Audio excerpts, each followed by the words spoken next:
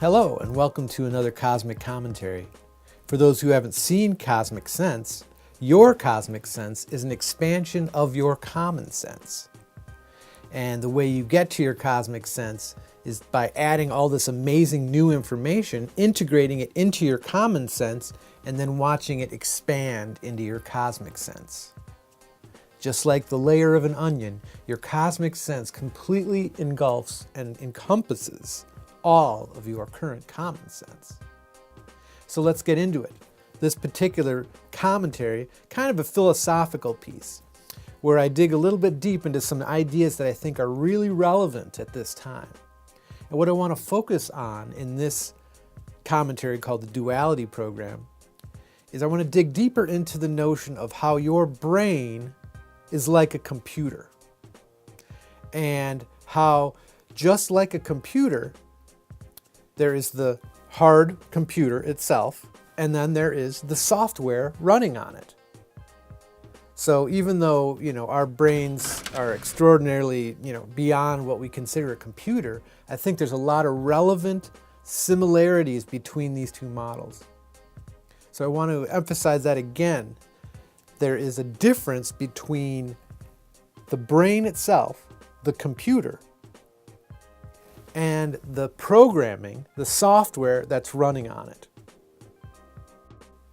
And that should be pretty understandable for most of us that have operated computers in this modern age.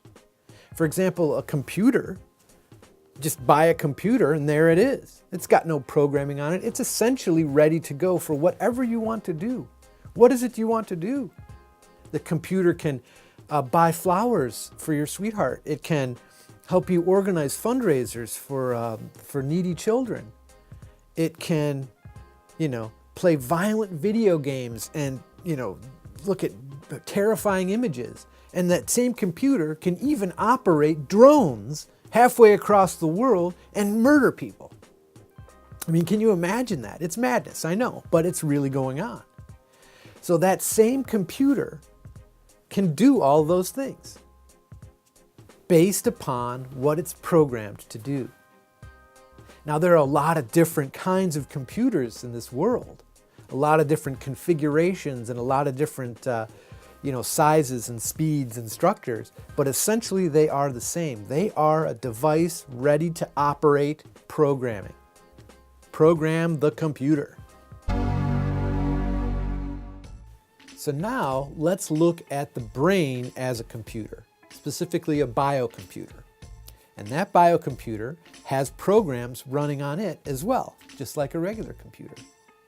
Now I've divided the programming that's on a biocomputer, a brain, into three categories. And category one, I would call pre-installed software. Programs that are installed into the biocomputer that handle things like cellular growth, bone growth, breathing, walking. These are pre-installed programs, and we'll get into them later more, but the author of these programs remains a mystery. Category two, now this is an important category because these are programs downloaded to your biocomputer after operation has begun. So after you're born, the computer operation has begun, programs begin to be encoded into the biocomputer. And it should be noted that these programs are downloaded involuntarily, meaning, someone else hits the accept button for you. And these are programs that come into you at that young age. They're very important programs, things that give you a sense of your place in your culture, gives you language, and these other kinds of relevant things that are brought into you by family, friends, the church, the school. These are the sources of the programming that is brought into the biocomputer at these very young ages. And category three is actually the very end of category two. You get to category three, which is once you are conscious and aware of reality, then you begin to accept and decline programming yourself. So in category two, this was involuntary. These are the things that you just received at the young age. They're very deeply embedded programming too, and we'll get into that. Yet category 3 is once operation is full in swing, maybe you are an adult, maybe you're a young adult, you begin to actually take more responsibility about what programs you bring in and what you run on your computer. Category 2 is the big one we're going to get into in this piece. But all 3 of those categories are really relevant in understanding the programming that is on your biocomputer. Now I'd like to point out that programming the biocomputer, it's a never-ending process. It doesn't end. It's constantly going on. Though some biocomputers want to appear locked, unable to be reprogrammed, they are. All brains and all computers can be reprogrammed. Now this task of reprogramming, specifically let's say a biocomputer from a very tough environment that's trying to, let's say, stop the violence program, this is no easy task. This is very challenging work. Yet these kind of heroes, the people that have actually changed what they've been programmed to do, are walking by you on the street right now. And they aren't getting any props at all. They might even appear to be, no special deal in any way, shape, or form. But they know what they've done, and they know how far they've come. And they also know that if there's something that they do, sort of unconsciously repeat, that they don't like anymore, that they can begin to change their programming. And so everyone can reprogram themselves. Some programs are easy to change, some programs are hard to change. But reprogramming happens all the time.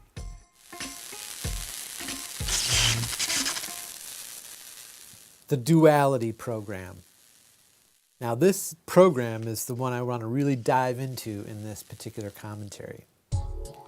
You have a duality program. This program has been created over the whole lifetime of your operation. All these embedded ideas and new ideas that kind of mix together to manifest your behavior in a dualistic environment. So things like how you define good, bad, hot, cold, up, down, left, right, wrong. All of this stuff is based on your duality program. And no matter how much we might appear to be in a herd-like mentality, each one of us has an absolutely unique duality program. And this duality program, man, it has its codes in virtually all the other programs that we operate by.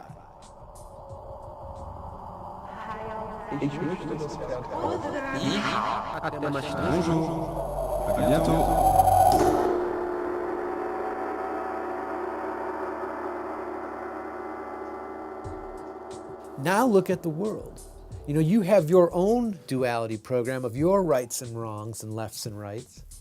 And yet every other human being on this planet also has their duality program. Can you imagine the staggering diversity here? I mean, what is accommodated for in this reality? There are so many different viewpoints and cultures and traditions and languages and ways of thinking. I mean, just on my block in general. I mean, sometimes I think about that. On my street block, different languages, different foods, different choices. I mean, it's super diverse, and I'm just looking at one city block. Now expand that to the world, and just imagine the incredible diversity of duality programs. There are people that think very different than you and me.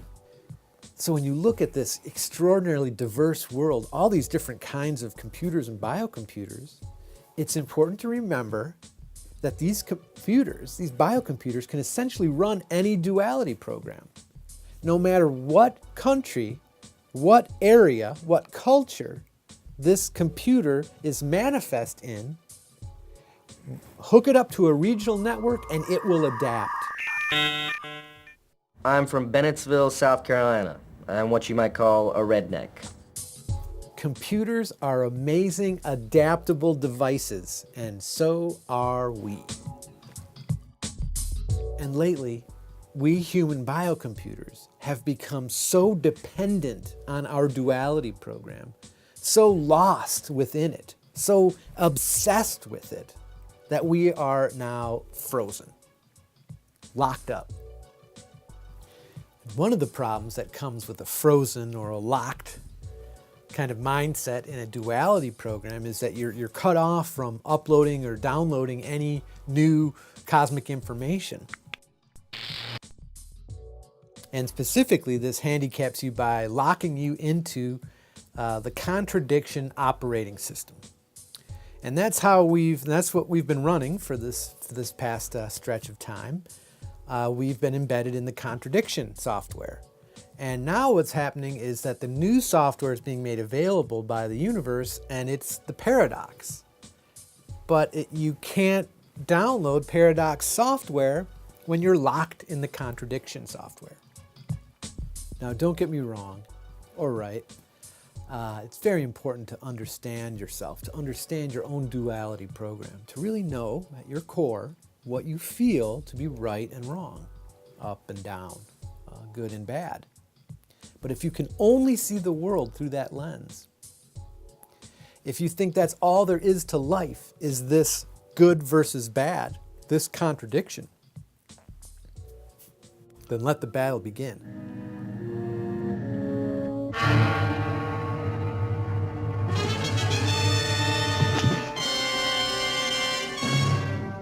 It is obvious to the most simple-minded that Loci is of an inferior breed. The obvious visual evidence, Commissioner, is that he is of the same breed as yourself. Are you blind, Commander Spock? Oh, look at me. I am black on the right side. Loci is white on the right side. All of his people are white on the right side. You're a band of murderers! What's the matter with you two? Give yourselves time to breathe. Give up your hate. It's my good versus your good. It's your bad versus my bad. It's my deity versus your deity, and on and on and on. And you think the only way that you can survive, the only thing that's going to make the world right, is somehow to eliminate that half of the contradiction. It doesn't make any sense. To expect sense from two mentalities of such extreme viewpoints is not logical. Their planet's dead. Does it matter now which one's right? All right, let's reel that projection back in for a second. That was fun. This is not the end of seeing the world in dualistic terms, as far as left and right, good and bad. Yet it's a redefining of seeing itself, so that you can begin to expand around the contradiction. You can begin to break down the division between those very strict and exclusive-minded borders and begin to enter the realm of the paradox. Oh yeah, that realm of the paradoxes ain't no easy thing either. I'm sure we're going to have our challenges there too. Yet this is a higher vibrational realm. This is the next stop for us in our learning.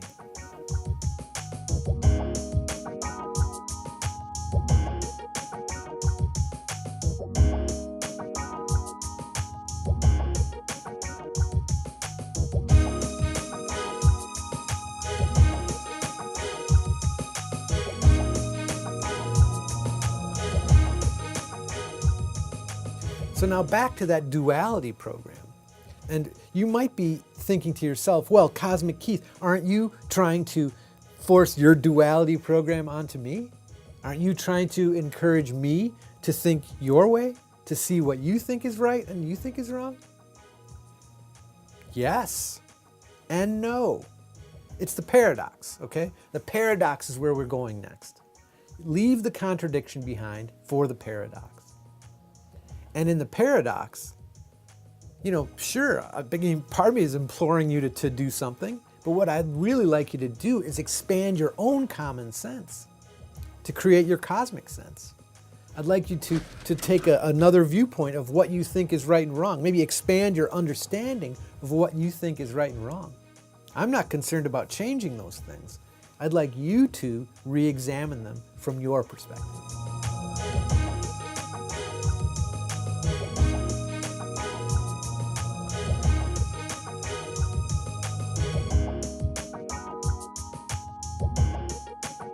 Now, Now, before we get into examining some specific codes within our duality programs which could be revised in this current time, I'd like to dig a little deeper into one of the sources that delivers this content, this programming to us.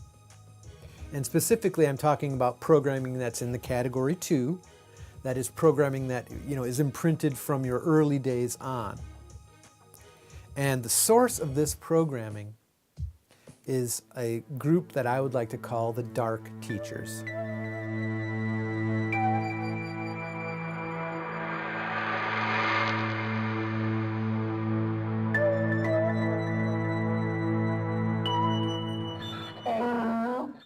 The dark teachers. Yes. So imagine, if you will, a classroom within a school which is about learning. And a classroom full of students, the teacher walks in and he or she writes this on the board. So this divides the class, let's say, into 3 groups. Group number 1 is the group that says, oh, 3 plus 7 is 11. Of course, you're the teacher. You're right, because you're the teacher. Authority. Group 2 says, I don't think that's right, but they aren't going to say anything. Authority, teacher, you're right. Let's go with it. And then group 3 is the students that say, that's not right.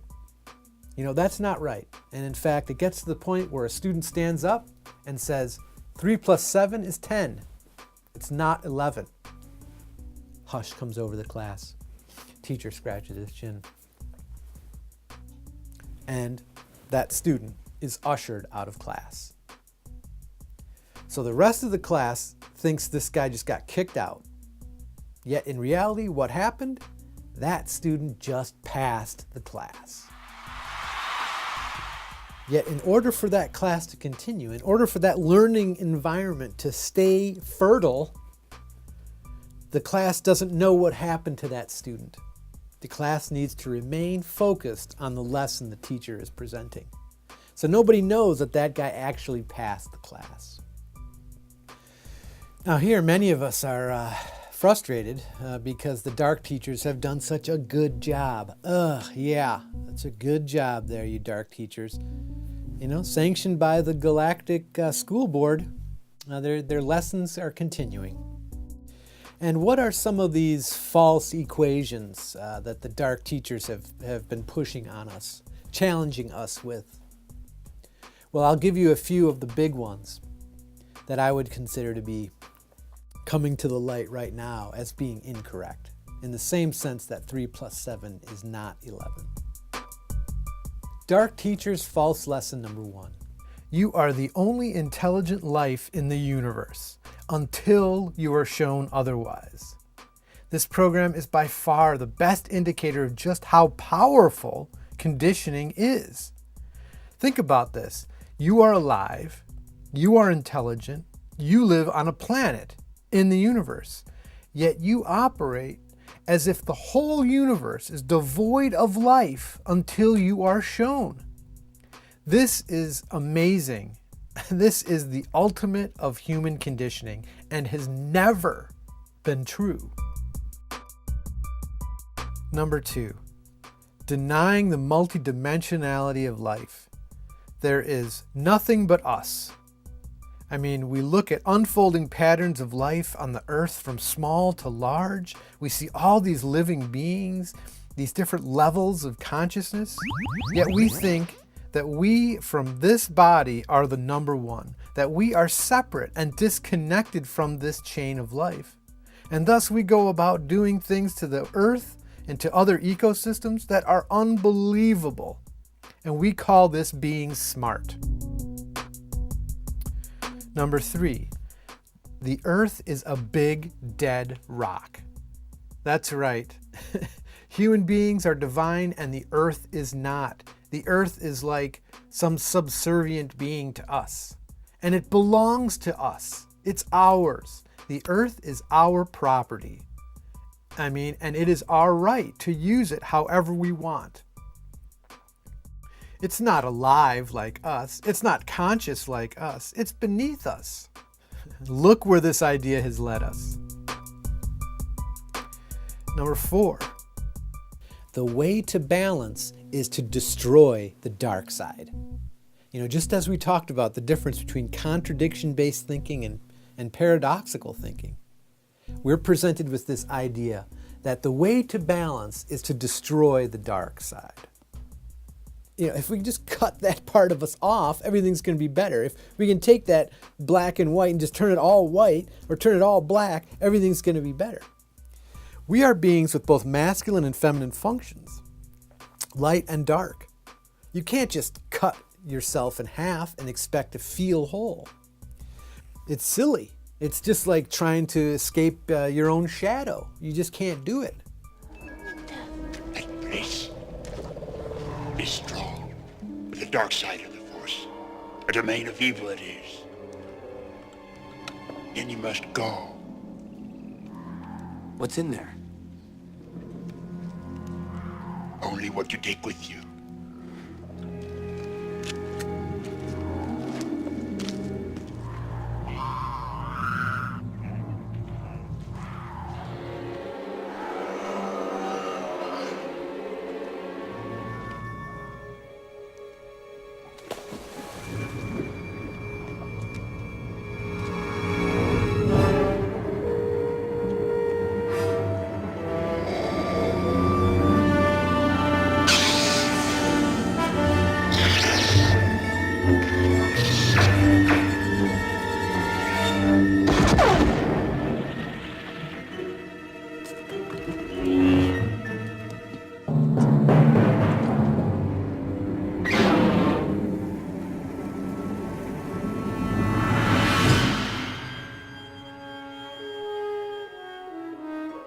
See, it's you. It's you. That dark side is you. And you need to integrate it, include it.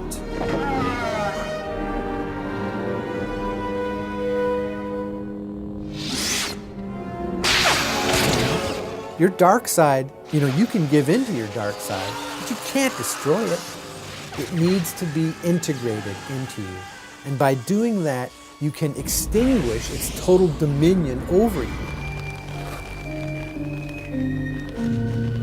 I'll not leave you here. I've got to save you. You already have.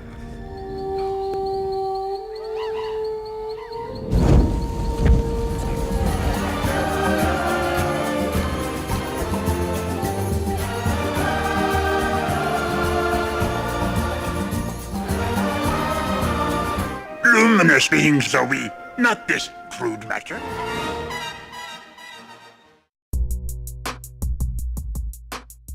Number 5, technology is linear.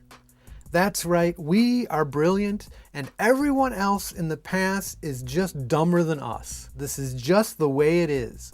So we look at these amazing structures that are on the earth built in ways that we can't even come close to replicating now. And we come up with these cockamamie ideas of how they actually did it. The pyramids were built with guys pulling rocks on logs, etc. This idea that technology is linear is incorrect. It is in fact cyclical. There has been other cultures in the history of this planet that have had access to technologies way beyond what we have any comprehension of in today's modern society. Number 6, and this one I think is really tricky because we have been convinced that the only way human beings can prosper is if some are suffering. We think the only way someone can be living a good life is if someone else, or many others, are suffering. We can imagine no way currently for which all of humanity can prosper together. That sounds like a radical idea. It's been demonized in many ways. But we can do this.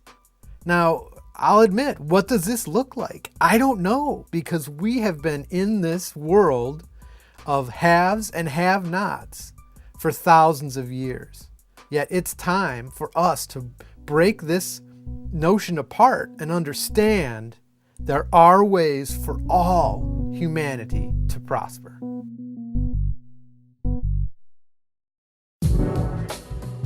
So here we are in our classroom, thinking we are the only life in the universe, that we were nothing before or after this life, that the earth is a big, dumb, dead rock, that the way to balance is to kill off the dark side of ourselves, and that we are freaking brilliant. Oh, wow. Well, that's not the only school-related news I have. The other part of the news I have is that the Dark Teachers class is now moving to another school. So many students have passed this class that it's time for new classes to begin at Gaia Elementary. Now the Dark Teachers class is still being taught and it's still worth it and you've got to learn it and pass it. But because of the number of students that have passed it, it's being moved to a different school and a whole bunch of new classes are coming to Gaia Elementary. Now the Dark Teachers know that they have just a little more time here to try to get the greatest number of students to pass their class. And so they're really ramping it up right now.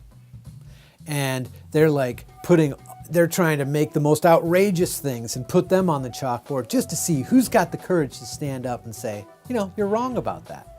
It's a real kind of bottleneck right now where they're really going for it. They're pushing the envelope.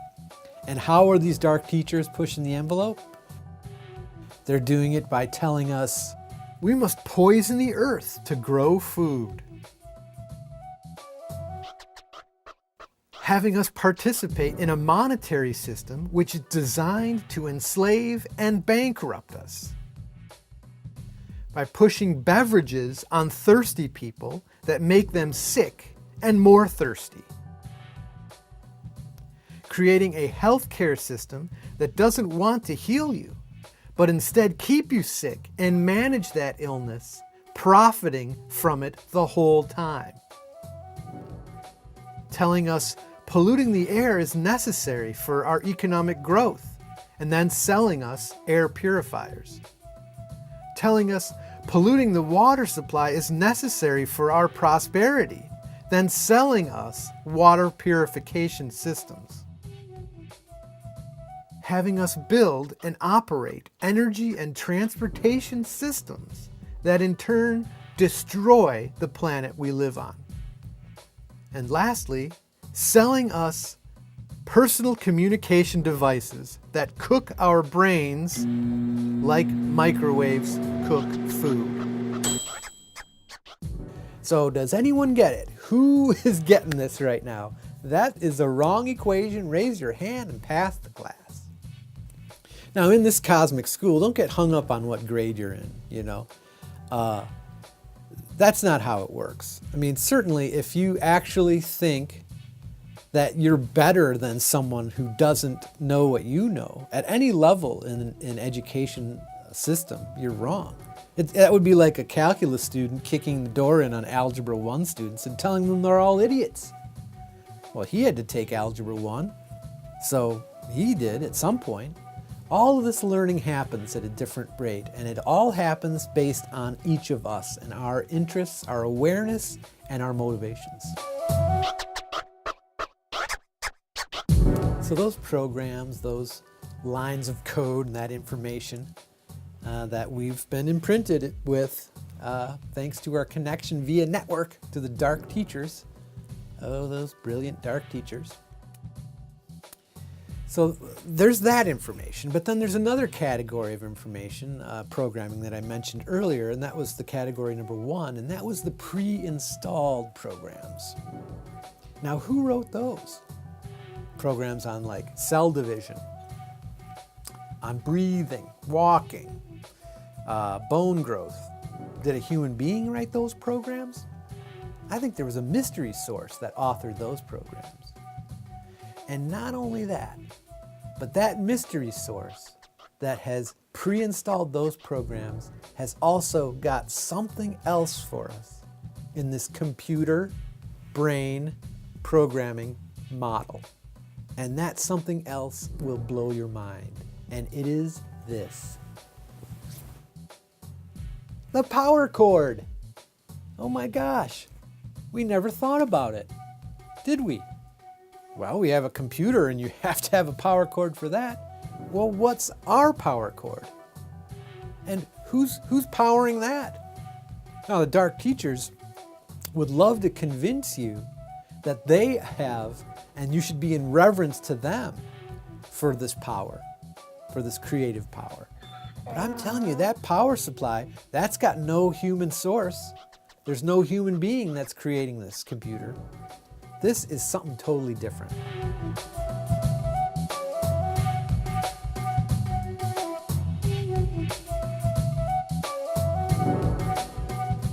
So how about it, fellow Earthlings, fellow biocomputers? Ready to dig into that pesky duality program of yours and expand that contradiction and get into the paradox, that challenging paradox? Are you ready to stand on the earth and look out at the amazing stars in the sky and remember, hey, I actually live in outer space? Are you ready to go to Gaia Elementary School and enter that kindergarten class and sit down? Because that's where I'll be. I'll be sitting right next to you, waiting for some new classes, some amazing new adventures that await us all. I appreciate you taking the time to be with me in this commentary, and I wish you all the best. So let the class begin. Oh, it's recess first. Ha!